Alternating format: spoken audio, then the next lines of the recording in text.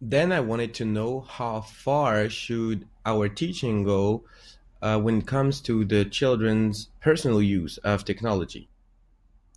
JP is actually the only one of us who's teaching kids who are old enough to have a personal use of technology outside of their parents' oversight.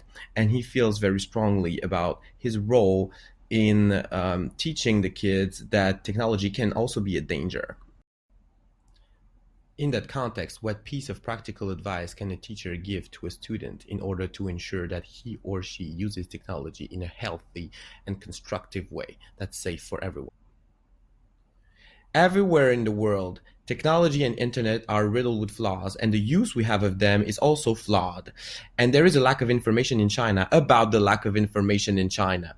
So there seems to be a consensus amongst foreign teachers here that we have an almost evangelical mission to teach the kids about that because the parents don't know. Now, with all these missions and all these skills that teachers seem to be compelled to master, I wanted to know if my colleagues felt prepared enough to face that challenge. Although I do admire their optimism, I must say that I don't share it because 21st century skills are skills, and it's kind of unfair to ask everyone to be good at something. Now, in regards to the possible struggles that teacher might encounter, what could our school do different or do better?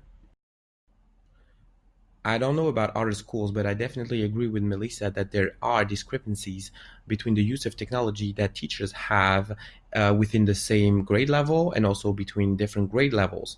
And there must be some kind of a consensus between teachers, students, and parents.